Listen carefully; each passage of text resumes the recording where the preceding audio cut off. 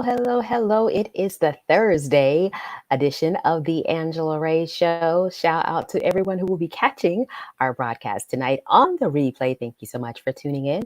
For those of you who will be joining us live, make sure whenever you get onto the broadcast, please go ahead and hop into the comments. Let me know where you'll be watching from tonight. We're going to give everyone just a moment or two to come on in the room and get started. This is part 4 of our 5-day series on sports talk. We've talked to football players. We had an former NFL player on last night. We had a track star on Tuesday, and on Monday, we kicked it off. Wow, I can't even remember who we kicked it off with on Monday night. But tonight, we have a former NBA player and NCAA champion. So again, come on in the room. We're going to give you a moment to get logged in and situated, and we'll get started with our Ray of Motivation moment first.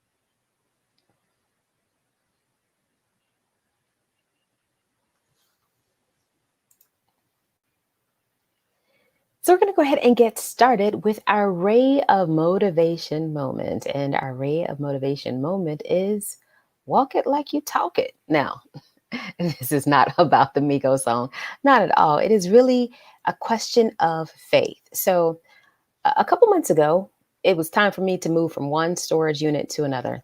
Thank goodness I was able to find one within the same storage space. Actually, the storage unit that I had been leaking, and it was time for me to get everything out. And as fate would have it, the day that I had to get out of the storage unit was a Sunday morning.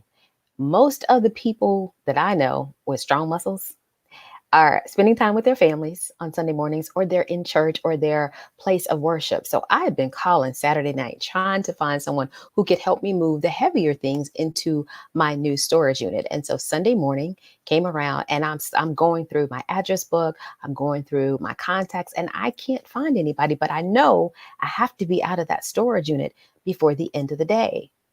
So I decided just to go ahead and go and start to move the things that I knew I was able to move, and then figure out the rest later. And so I was at the storage unit for like 5 minutes, and I saw a gentleman who had the push cart. Fortunately, this particular storage unit, they provide little push carts for us to use when you're, bringing things in and out of the storage. Because like for me, I'm in my storage unit all the time because that's where I keep a lot of my business supplies. And I asked the gentleman if I could borrow the push cart once he finished. And then I said, when you get finished with the push cart and I borrow it, can you also help me move one piece of furniture? And he didn't even say anything at first. He just looked at me and he looked up and he said, "You have not?" And I said, because you asked not. It was almost like we were both on the same page. And about 15 minutes later, he came down to my storage unit, and I'm thinking he's going to help me move this one. I only had one piece of furniture. That was it. I think, I was thinking he was going to help me with this one piece of furniture, and he ended up helping me move every single thing out of my storage unit to my new one. And as I was driving home that afternoon, I was reminded about what faith is. And the other part of faith, that whether you are a religious person, a spiritual person, you've often heard this repeated: faith without works is dead.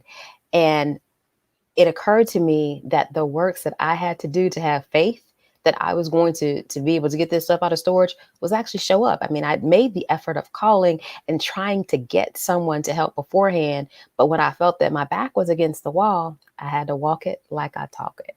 So my advice for you, my question for you is, are you walking it like you talk it? If you have faith, what are you doing to move in that faith?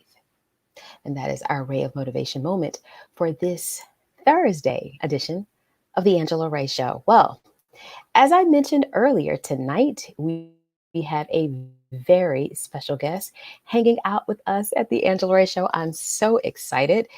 He is an NCAA men's basketball champion. He's played for the Lakers. He's played for the New Orleans Hornets as well as the Charlotte Hornets. And I'm excited to have him on the show tonight. Please help me welcome George Lynch. George, how are you tonight? I'm doing great. Thank you. I'm here in Atlanta in this hot weather. Had a hot day today. That's why Yeah, they but call it it's Hot Atlanta.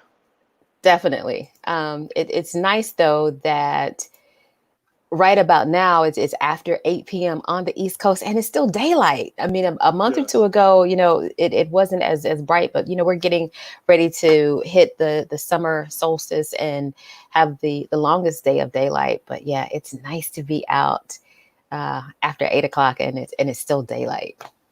Yes, and it's probably dropped 10 degrees, so it's cooled off a lot. Oh well, see, you're enjoying the great life outside, and it's cooler. Probably not cool, not in Atlanta this time of year, but cooler. Right, right. So, what have you been doing during this time of social distancing? What's occupied the majority of your time? Well, now that I have the kids home full time, just keeping them busy. I have two young kids. My youngest son is 14. My daughter is 17. Just had a birthday a few days ago, and she's driving and trying to play soccer, so she's keeping me busy. But yeah, the kids are home and have nowhere to go, so I'm pulling extra daddy duty time. Now, were you helping out with homeschooling as well? You know, it's been a while since I've been out of school, and they learn a whole lot different from even when I was in college. Even the math assignments are taught differently, so I'm not able to help them with their school assignments. I've been hearing a lot of, hearing a lot of parents talk about that, and even seeing the jokes on social media, like, that before the pandemic, students were learning this way, but parents are like, no, this is how I learned it. So this is how you're going back to school, because this is the only way I know how to teach it. So yeah, things have definitely changed, definitely changed. Yeah, but So I've stayed busy. I have a nonprofit, HBCU Heroes, and unfortunately, when all our Black and Brown students were sent home for virtual learning, a lot of them went home without the devices to continue their education. And so HBCU Heroes, we're trying to um, raise, get donations to purchase 6,000 computers for students at HBCUs, Black colleges, mhm, historically Black colleges, let me be political correct, and K through 12 students here in the Atlanta area. okay, that is awesome. So speaking of college, you went to the University of North Carolina, Chapel Hill. I'm a little impartial, obviously. How would you describe your time? I mean, obviously you played basketball, so that I know that was a big focus of your time at Carolina. But how would you describe your overall experience? Um, you know, I'm sure I was treated, with everything's going on now, and we're talking about the racial divide in, social economics. Uh, being an athlete at Chapel Hill and being a member of the men's basketball team, I was lucky enough to have the opportunity to play for Dean Smith. And Dean Smith was, the first coach in the ACC to bring a black African American student athlete on campus to full scholarship. Um, he did a lot of things in the black community with trying to equal rights and social justice. He didn't broadcast it, and he was a big supporter of us at Chapel Hill when we thought that the black students on campus was not treated fairly. If the members of the men's basketball team wanted to go out and protest, I remember we were trying to get the Black Cultural Center, and some students asked me would I march, and Coach Smith was fine with it, and he told the team, he said, look, if it's something you believe in and you've done your research, sure, go right ahead. So he was a big advocate for us and the black students on campus being equally treated.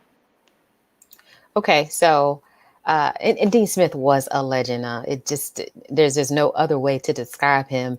And you had an opportunity to help the legend get another championship in 1993. That game was legendary for many reasons. What was it like for you? And do you remember the moment? I mean, obviously there's social media now, and if there's something that's fuzzy, you can go back and look at broadcasts. But are those memories or those moments really fresh for you?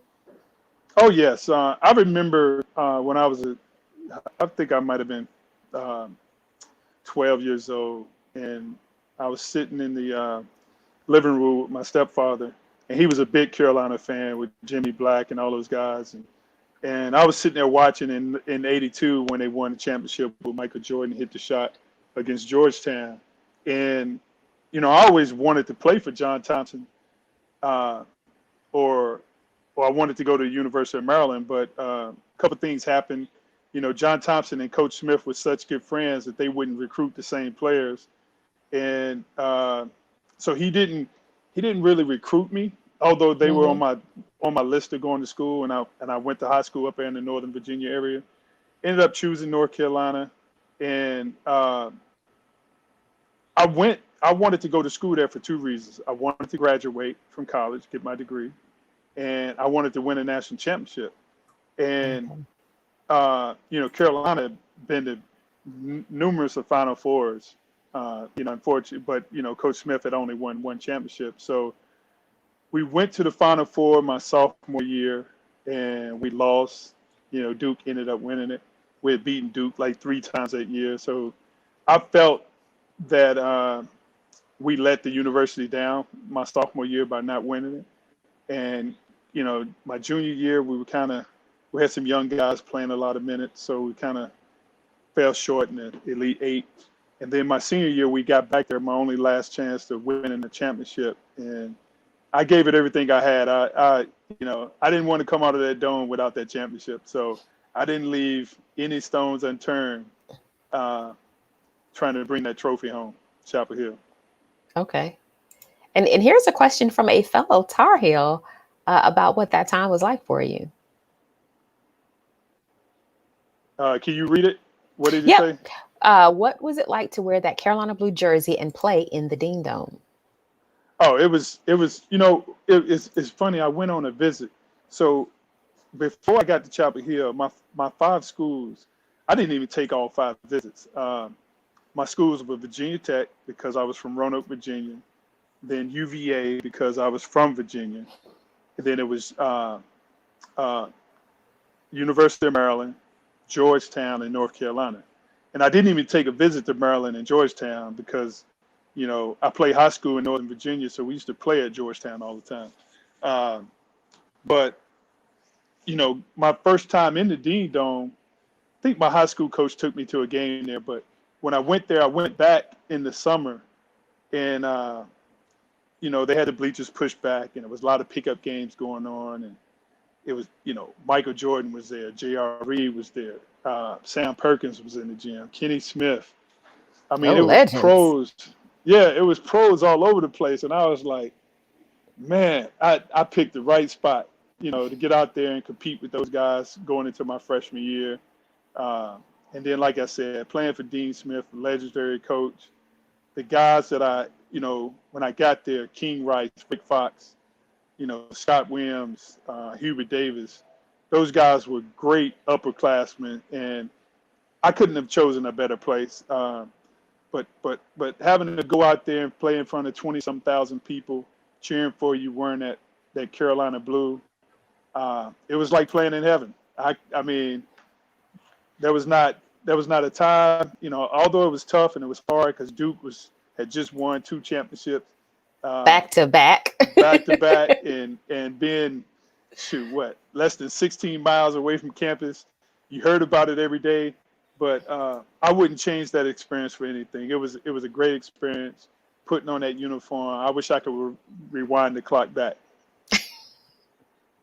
So, I think it was April the 4th. I believe it was April the 4th, Hmm. 1993. You're in New Orleans. There's less than a minute in the game. I'm trying to remember this now. It's less than a minute in the game, and Michigan has the ball, and you're guarding Chris Webber, and the timeout is called that doesn't exist. What went through your mind at that time? It was, you know, it. My mind went all the way back to. Now you got to understand what type of Coach Smith was. He prepared us for every situation that could have went on in a basketball game. Uh, this happened back in it was before the season even started. We were in, maybe right around October.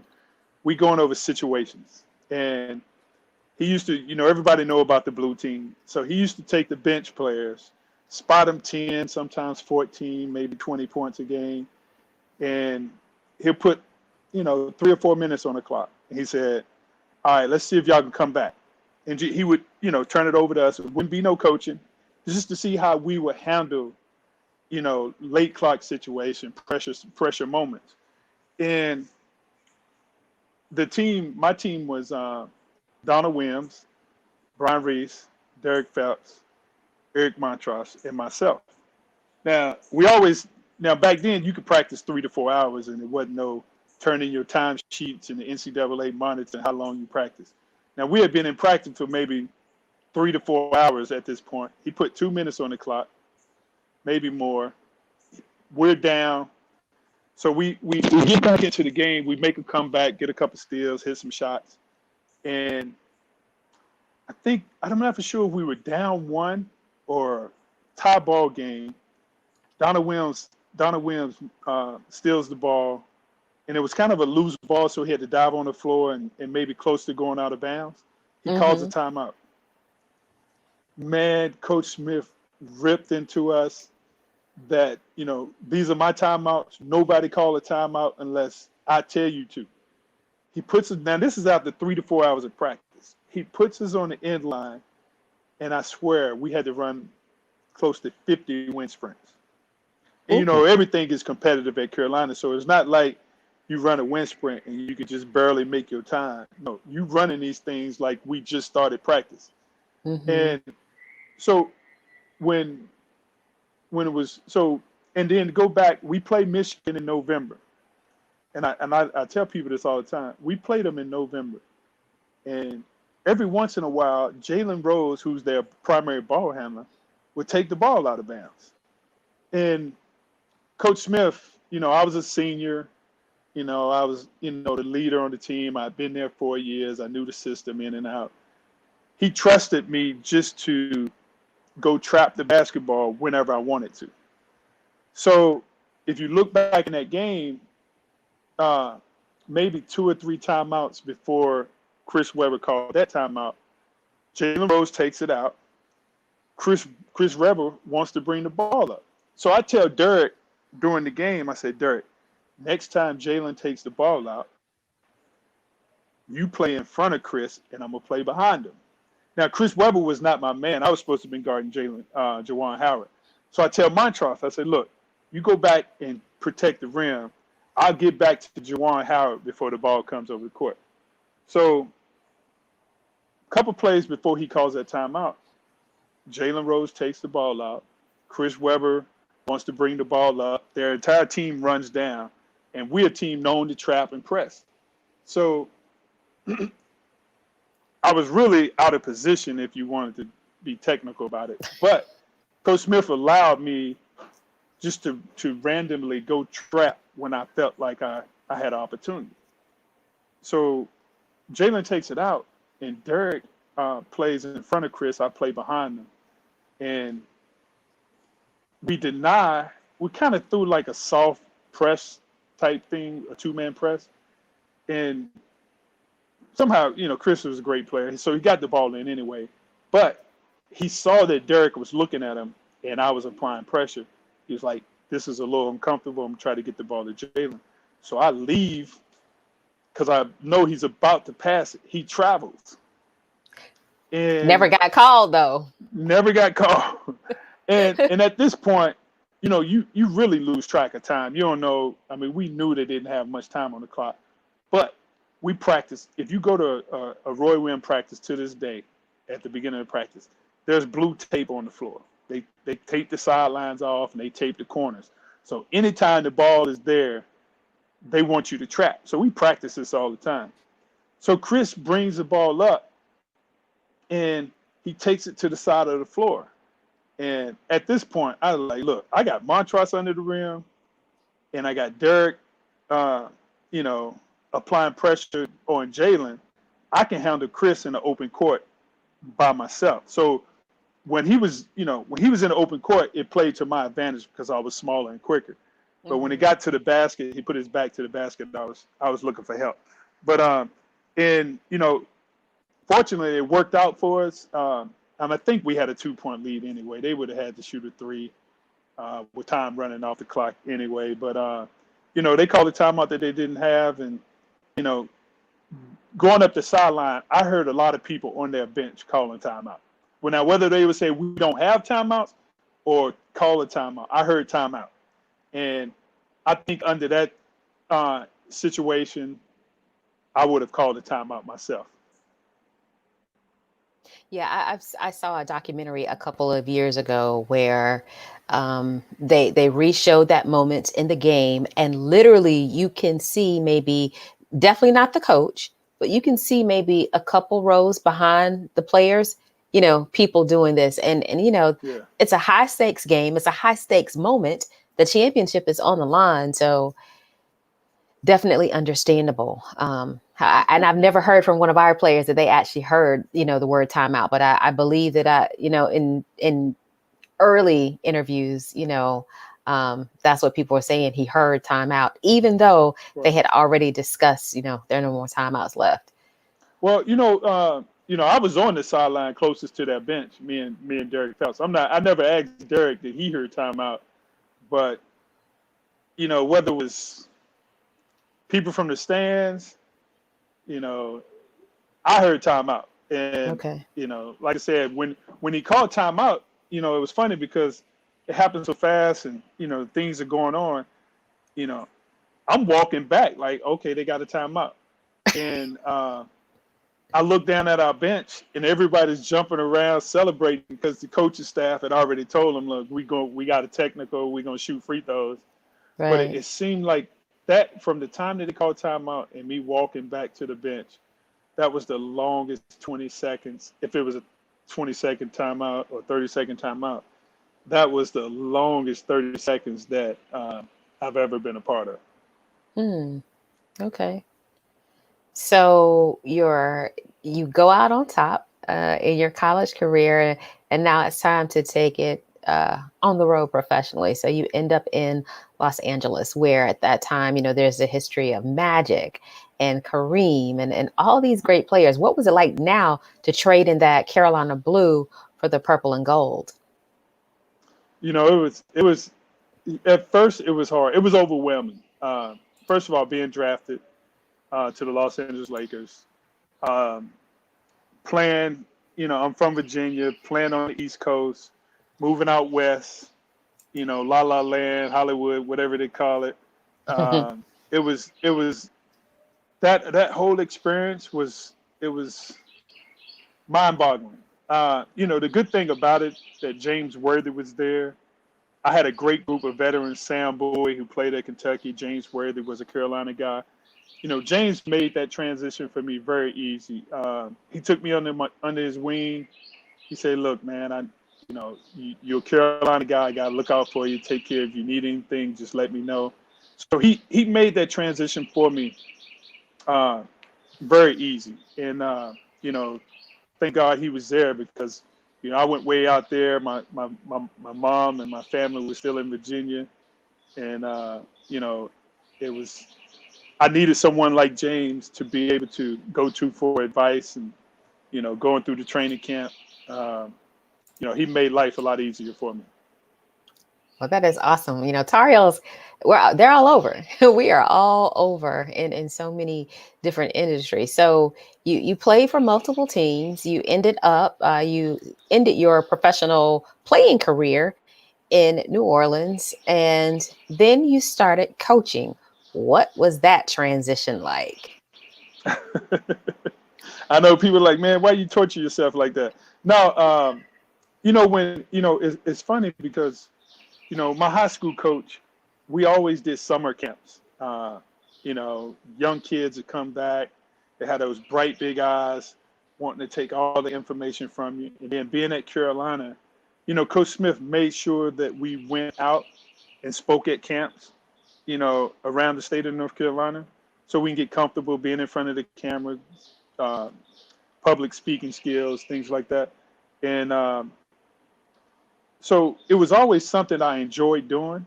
And I was always comfortable in front of, large arenas or in front of a group of kids. I get a little nervous when I'm in front of a group of adults. But so it was like second nature. And then, throughout my NBA career, every NBA city, I did camps. I did a camp in Philadelphia with the Police Athletic League. I did camps in LA and in Brentwood. Uh, even with the Hornets, I did a camp in Charlotte, and I always did camps in my hometown. So that was my way of giving back to the kids. Me coming up, I had opportunity to go to camps, and I had coaches, take interest in me because I had a skill set, and I always wanted to do the same thing. So being a college coach was natural for me, making that transition, and then having an opportunity. I played for Dean Smith, one of the brightest basketball minds in college basketball, and then I played professionally for Larry Brown, and it was just the way that they carried themselves, the way they gave back to their players.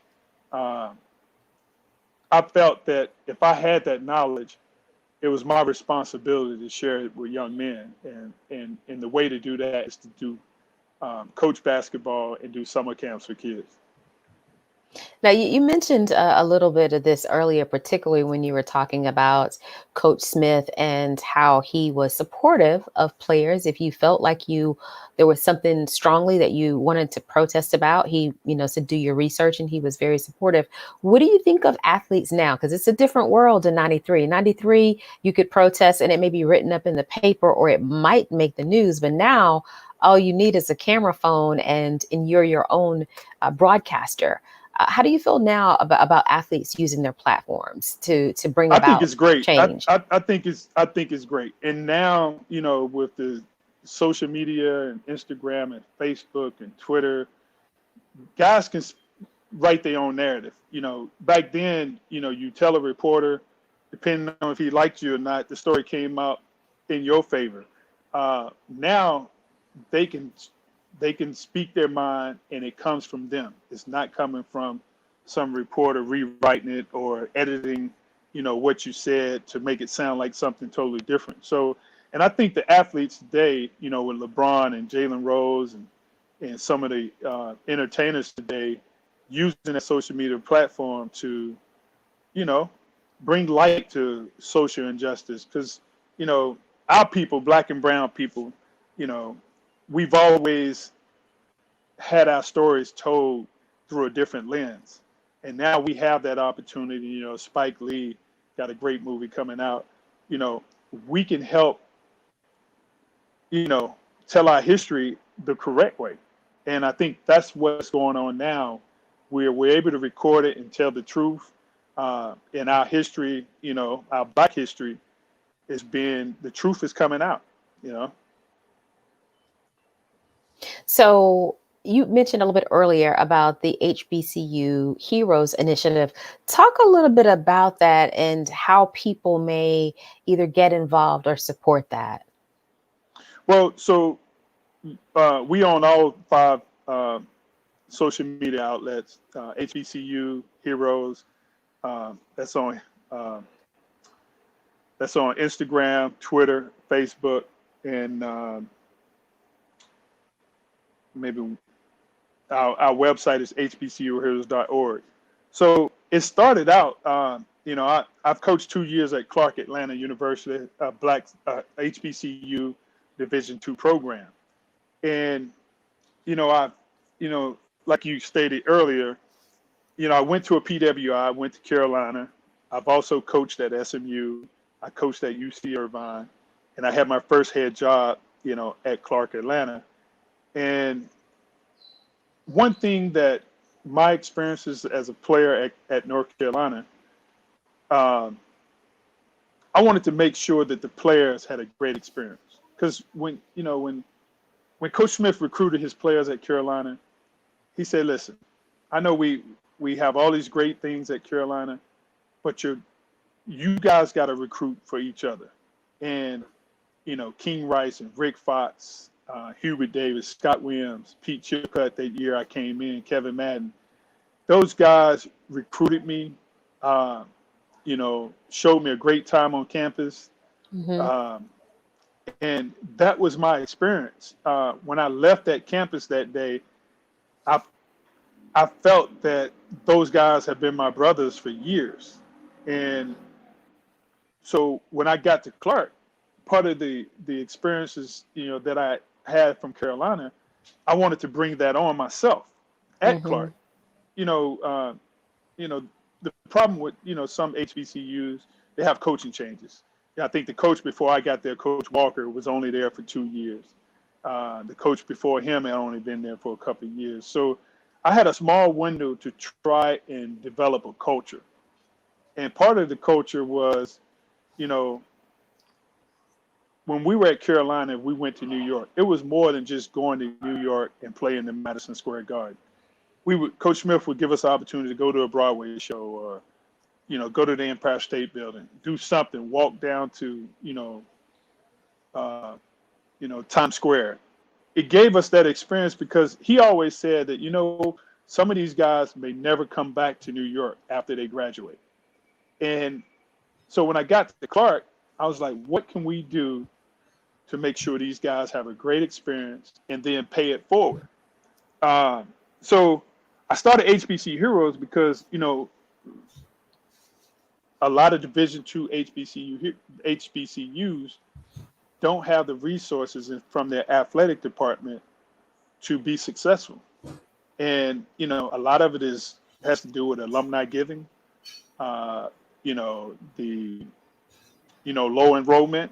A lot of our historically Black colleges are struggling to stay afloat. And so they don't put resources into the athletic department. They got to decide, do I pay bills? Do I take care of the student body? Or do I support an athletic program? Because they look at it sometimes as is not an asset, it's a liability. So I wanted to take the pressure off, my athletic director by, raising resources, at least so that my men's program and men's members of the men's program can one day pay it forward, come back and give back. So we started HBCUs, which is a nonprofit, and I reached out to a lot of the supporters from my Carolina days, and some stepped up and helped me have a training table so the guys can eat meals on the road. We were able to get new uniforms, we were able to get sneakers, we were able to get new training equipment for the guys. So it worked out great, and that's how HBCU Heroes came about. It was to help level the playing field for HBCUs. Like Steph Curry, we consider him a hero. I mean, he didn't go to Howard, but he gave money to Howard. Uh, we also HBCUs once you know everyone got sent off campus through the COVID situation. We've to this date we've gave 200 computers to HBCU schools so that their student athletes can continue their virtual learning. And that's another challenge that you know we as Black people, African Americans, Black and brown minorities, we got to really consider supporting HBCUs because if their students don't come back to campus, they're going to be financially strapped to continue to keep those schools and doors open. So if you can go out and support a sporting event at a HBCU, if you didn't go to a HBCU, just visit the campus. If you got students, Black, white, brown, purple, Asian, whatever, have them apply to some HBCUs because I think it is a great experience. Being here in Atlanta, you got Morehouse, Spelman, and Clark. Give those schools an opportunity. Visit those campuses and have a little interest in attending a HBCU. And the website again is hbcuheroes.org. Is that Yes, correct? Okay. hbcuheroes.org. You can follow us on Instagram, Facebook, Twitter. All those social media accounts are open. Okay. Awesome. And we're doing some great things. Our next project is we're trying to encourage students at HBCUs to get out and vote. We have a John Lewis documentary coming up, Congressman John Lewis. If you're going to, he always said, if you're going to make trouble, make good trouble. So Yes. the name of the documentary is Good Troubles. So, So and it's you're involved encouraging. with that, right? Yes, yes. Another Okay. Carolina alum, Tracy Penny Wells, heading that up with Miss Valerie Harris. She's another Carolina alum. The Arthur Blank Foundation has made a generous donation for us to get the film out there. So it's a documentary. We're going to try and if the COVID thing is July the 5th, if the COVID thing doesn't open, the theaters back up by then, we will be streaming it from HBCU campuses. Okay. Awesome. I actually just heard some information about I guess, Erica Alexander from Living Uh-huh. Single. Was she involved with Yes. that? Okay. Yes. Uh-huh. Someone had sent me something Yes. about a possible interview for her. So I didn't realize it. I had some Carolina people on that as well. Okay. Yes. Awesome. Yes. Make sure you help spread the word and support it.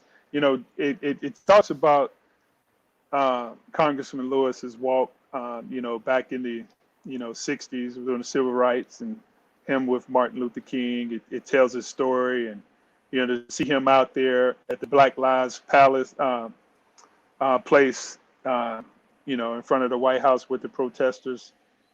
It was uplifting. He's going through cancer, and for him to get out there and with everything that's going on, I'm sure he was impressed with what he saw. Yeah. Definitely one of our American heroes, Congressman John Lewis. Well, George, thank you so much for taking the time to hang out with us on the Angela Ray Show. I definitely appreciate it. Again, if you would like to connect on HBCU Heroes, the website is hbcuheroes.org, and you can find them on multiple social media platforms at HBCU Heroes. Any final thoughts, George? No, just make sure everyone get out and vote. I think 2020 is going to be a year of change, and we can't get it done unless we go out and vote. All right. Great final words. Thank you so much again. All right. Thanks for having me. All right, that's it for this Thursday edition of the Angela Ray Show. As always, I would just like to remind you of Ray of Motivation number 54. Cleaning a mirror cannot change the person who is reflected in it. Until next time, I encourage you to go out and be the change. Have a great evening.